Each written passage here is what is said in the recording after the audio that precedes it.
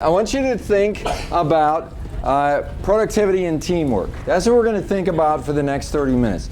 You're in a situation where we've got all of these new members coming on. There's a lot of work to be done. Is that right? Okay, it's a heavy workload. When the workload is heavy, we have to get creative. When the workload is heavy, sometimes communication suffers because people are too busy to communicate. And sometimes we really need to improve our communication habits and some of our processes in order to get more productive. So I want you to think about what are some of the barriers to productivity and teamwork and communication and all these kinds of things that are getting in the way. Come up with 4, and then if you have time, who would be the people that would have to cooperate, and then what kind of action would be needed if we wanted to overcome the problem, the barrier. Okay? So take 10 minutes and see what you can come up with, and then we'll see what you got.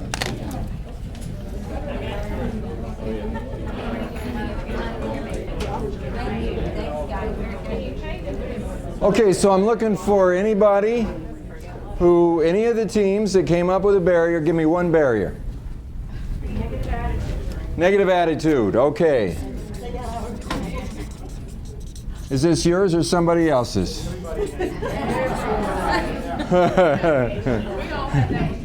Okay, because the first place to look is yourself. And sometimes you think somebody else has a negative attitude, but you get an attitude about them, which is negative because of their a negative attitude. And you don't see it in yourself, you only see it in them. So make sure you do a check on yourself first to make sure that you're squeaky clean and your attitude is positive. Then, I always say this, the effectiveness of your communication is measured by the response you get.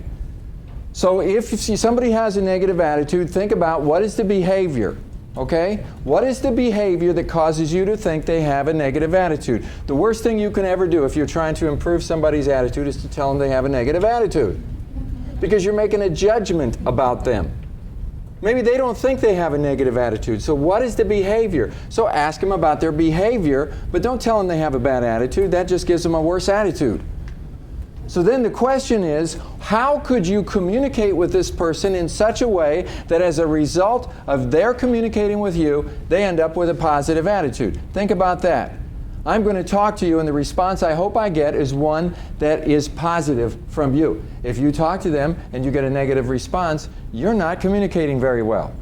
Now, we need to learn how to communicate. Have you ever tried to do that with somebody, maybe somebody in your family, maybe somebody at work? They had a negative attitude and you try to correct it. And what you said, whatever you said, made their attitude worse?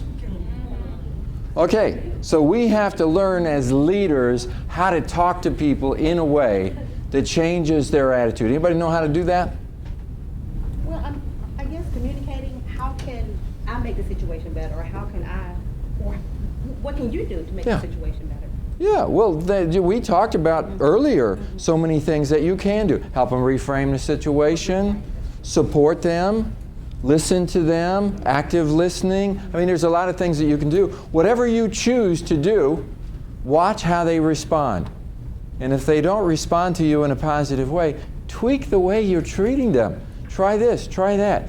We have to learn how to help people with their attitudes and not give them a worse attitude by the way we're talking to them, because then we become part of the problem. What was it? I was going to say not to take it personal. Don't take it personally, yes. Sometimes people, when they're having a hard time, they'll lash out at you or they'll say things. If you take it personally, then you can't help them. Because you take on their attitude. You take on their attitude. Their attitude spreads to you instead of your positive attitude spreading to them. It's a very touchy thing, but we all need to learn how to deal with it. So my challenge to you is, look around you. See the people that you believe have negative attitudes and make it your personal mission to help them in some way. That's the challenge. If you say, well, I've tried. I say, well, try something different. Get creative. Learn how to do it. Because if we're effective learning teams, learning organizations, we're self-correcting. We know how to talk to each other. We know how to help people with attitudes. We don't just make attitudes worse. So somebody else, give me a barrier that you came up with.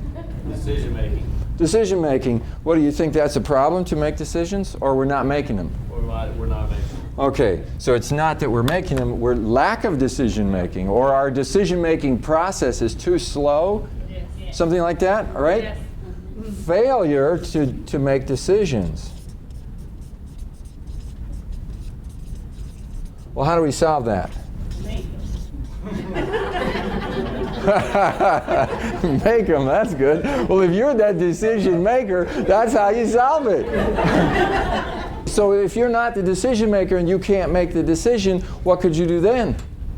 Encourage. We take the commitment to find a solution or be able to make a decision or provide all the information that person may need to be able to Help them. Yeah, help them, encourage them. People can't make a decision. What happens a lot of times, we get angry at them. We get resentful. We talk about the fact that they can't make a decision. Well, what do leaders do? Leaders go and they help them make a decision. Now, I mean, you could go and you could have an attitude that gets an attitude from them. You could say, well, what's your problem in making a decision? I'm here to help you make it, okay? What's your problem? And you have a condescending attitude towards them. Well, of course, they're not going to give you a good response. But the effectiveness of your communication is measured by the response you get. So the challenge is to be able to actually help somebody. And that's a creative process. Sometimes you could sit down with them and say, how can I help you? And like Anya said, sometimes go do some homework for them. Help them to get the facts together, the criteria that they need to make a decision. Present some ideas. You know, remember when you were in school? Think about having a test. Which is harder? A sentence completion or let's say an essay question on a test or a multiple choice? I mean, the essay questions sometimes are real hard, but multiple choice, hey, I got a 1 out of 4 chance of getting it right. Well, what if you went to a restaurant and there was no menu? No menus at all. They say, we don't have menus. What do you want to eat? It's like, I mean, well, what do you got? Well, I don't know. It depends on what you want. Come on, we have a menu. You can have this or this or this. So you help a person trying to make a decision. You narrow it down for them. Okay, if we do it this way, it'll solve it this way, okay? Or this one. We could choose this one, but that costs a little more money. We could do it this way, but you make it easier for them to make a decision. There's a lot of ways that you can help people who have a hard time making a decision. Maybe they can't make a decision because they're torn between things. Maybe you can help them to think it through. Maybe they can't make a decision because they're too busy and they're not prioritizing this. So you can do some of the grunt work for them to make it easier for them to make a decision. But figure out how you can be part of the solution. Okay, what's another barrier? Lack of communication. Lack of communication. And is this sort of general across the organization? Okay. So how do we fix it? How do we fix a lack of communication? Just think about it, okay? If we have a lack of communication, what should we do? Communicate. Okay, so let's figure out where we need communication and how we need to communicate. Sometimes we need to just get together and talk and communicate. Sometimes people in different departments aren't communicating, and they need to get together and talk about the problems that they're having. And we just have to initiate more communication. If the only time to communicate is when somebody calls a meeting, then we're probably going to miss opportunities to communicate. You initiate it. You see a problem, the problem is caused by a lack of communication, initiate the communication.